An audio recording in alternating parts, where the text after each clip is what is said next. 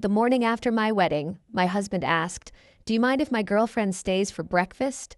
The sun had barely risen when I woke up, the faint glow of dawn painting soft streaks across the hotel room walls. The smell of coffee drifted from the adjoining suite, rich and familiar.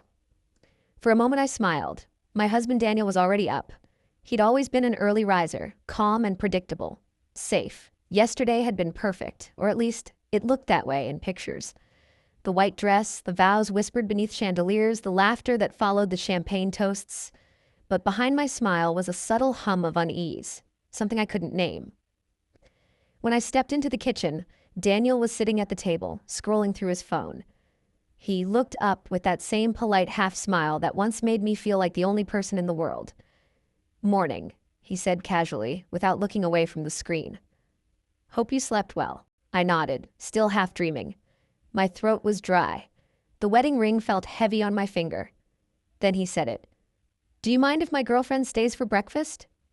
The words didn't make sense at first. They floated in the air like smoke, curling slowly until they formed something solid, poisonous. I blinked. "You mean?" He interrupted, still calm, still scrolling. "She was at the reception last night. Thought you two should get to know each other." I stared at him, at the table, at the way his coffee cup was placed perfectly beside his phone, as if this was the most ordinary morning in the world. He looked up, finally, and his eyes were not apologetic. Not cruel either. Just empty. I asked, "What is this supposed to mean?" "Daniel?" He leaned back in his chair. "It means honesty. No secrets between us. Isn't that what marriage is about?" A knock came at the door before I could respond. 3 soft taps. Daniel stood, straightened his shirt, and went to open it. The woman who entered was beautiful in a disarming, effortless way, barefaced, wearing one of his shirts. Her eyes flicked toward me with a smile that wasn't quite smug, but wasn't shy either. She said, "Good morning, Mrs. Hale." I didn't answer. My pulse drummed in my ears. Daniel gestured toward the table, offering her coffee, as if this were a casual brunch between old friends. "You see," he continued conversationally, "Emily and I agreed that love shouldn't be limited by convention. That's what drew me to you, actually. Your open mind." My open mind. He had said that once, months ago, when we'd argued about trust. I'd thought it was a compliment. The coffee smelled bitter now. Emily sat down and began spreading butter across toast, humming softly. Daniel poured her another cup, the intimacy between them so practiced it made my stomach twist. I wanted to scream, to throw something, to demand an explanation that would make any of this make sense. But instead, I felt something stranger, clarity, cold and sharp.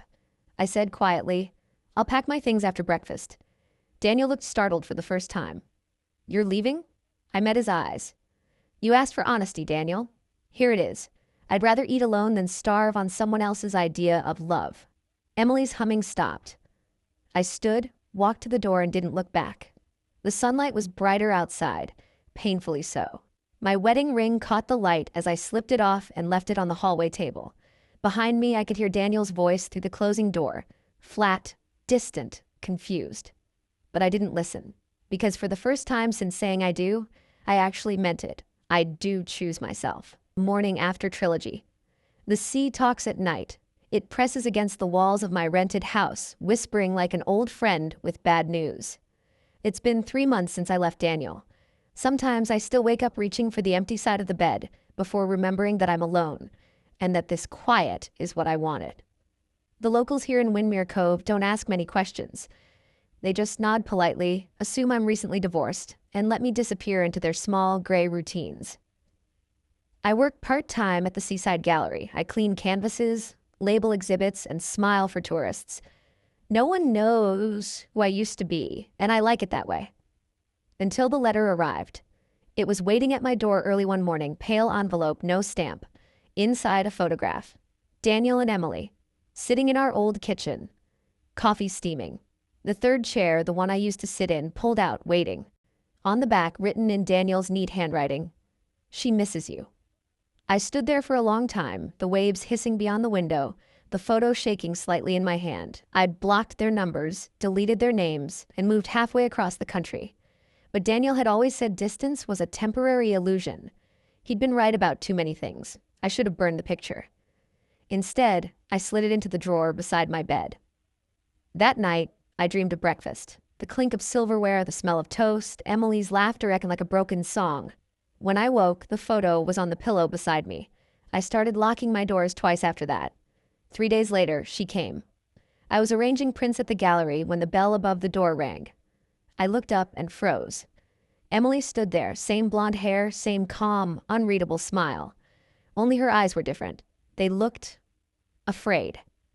"Hello, Claire," she said softly. "I need your help. Daniel is missing. I told her to leave. She didn't." She followed me through the aisles of quiet art, her voice trembling just enough to sound human. She said Daniel hadn't been home for a week, that strange men had been watching their apartment, that she'd found my name written on the last page of his journal. I wanted to laugh. The man who once told me truth was a matter of timing now expected me to believe in his disappearance. But there was something else, something in the way she said my name, like it was a word she had practiced 1,000 times. I agreed to meet her that evening. The cafe was nearly empty. Emily sat by the window, stirring her tea in small, precise circles. I noticed her hands shaking. She said Daniel had been working on something new, a study about human attachment, how far people could be pushed in love and loyalty before they broke. I remembered the way he used to talk about marriage like it was an experiment. Emily leaned closer, her perfume sharp and sweet. He said you were the only one who ever passed the test. I stared at her. What test? She smiled faintly. The one where he leaves you. I left the cafe before she could say more. That night, I walked the beach until dawn, trying to outpace the memories. The way Daniel used to watch me, like he was recording something invisible. The way Emily's eyes flickered when she mentioned the word test. A week later, I got another envelope. No writing this time, just a key card. It had the logo of Horizon Behavioral Research Institute printed on it. The same institute Daniel once funded. By then, I should have ignored it. I should have thrown it into the ocean and let the waves carry it wherever ghosts go. Instead, I found myself driving east at dawn toward the coordinates printed on the back of the card. The institute was hidden deep in the cliffs, built from steel and glass, silent as a secret. The air smelled like antiseptic and salt. The guard scanned the card, hesitated, then nodded me through. Inside, I followed the sound of footsteps down a long corridor. The walls were lined with photographs, portraits of smiling couples, but something about them was wrong. Their smiles didn't reach their eyes. A sign above the last door read Behavioral Trial 47, Relational Adaptation Sequence. Inside was a single observation room, and a man sitting in the center, his back to me. Daniel. He didn't turn when I entered. On the wall behind him, monitors flickered with live footage, women sitting at tables eating breakfast, the same table, the same coffee pot, the same third chair. Each woman looked almost like me. He spoke without turning. "You shouldn't be here, Claire." I stepped closer. "What is this?" "A study," he said quietly, "about choice, about whether people really mean it when they say they'll stay." I felt the room tilt. These women, what have you done to them? He looked up then, and I saw his eyes, calm, analytical, unfeeling. They were watching me, but not seeing me. "You volunteered once," he said. "You don't remember? But you did." I shook my head. "No." He stood, walking toward me. "Every marriage is an experiment, Claire. You were just the first successful variable." Then Emily stepped out from the corner. Her smile was gone now. There were dark circles under her eyes, a tremor in her voice. "He's lying. He doesn't stop at marriage. He rebuilds people." She held out a flash drive, pressing it into my hand. "Proof," she whispered. Daniel lunged, but I moved faster. The metal chair crashed against the monitors, sparks flying. The screens exploded into static. I hit the emergency alarm on the wall, and the facility erupted in red light and sirens. Emily grabbed my arm, and we ran. When we reached the main hall, flames were already climbing the walls. I looked back once and saw Daniel standing in the smoke, watching us, his mouth moving but no sound coming out. Outside, the night air was cold. Emily fell to her knees, gasping. The drive was still in my hand. I asked her what was on it. "Every experiment," she said. "Every version of you." She smiled faintly, then collapsed. The sirens from the fire trucks echoed down the cliffs as I walked away. That was 3 weeks ago. I moved again. Different coast, different name. The flash drive is hidden under the floorboards. I haven't watched it yet. I'm afraid to. But this morning, my phone buzzed. Unknown number, a single message. "Do you mind if my girlfriend stays for breakfast?" I stared at it until the screen dimmed, and for the first time since I left him, I smiled, because I already know how this experiment ends. And this time, I'll be the one taking notes. They say truth sets you free, but no one warns you what freedom costs. 3 months have passed since the fire at Horizon Institute. 3 months since Emily died in my arms and Daniel disappeared into smoke and silence. I thought it was over. I wanted to believe the flames had erased everything he built, every ghost he engineered. But fire doesn't destroy truth. It only illuminates what was already burning. I live now in a city that never stops moving. No sea, no sky, just noise.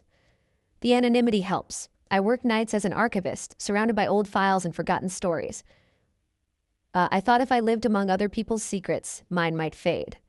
Then one evening, while sorting digital records, I found a familiar name embedded deep in a health data archive. Daniel Hale. Attached was a file marked confidential. The access key matched the flash drive I'd hidden under my floorboards. I stared at the screen, heart pounding, as the words unfolded. Project Mirror Sequence, Phase 3, Behavioral Reinstatement, Subject C47. My name.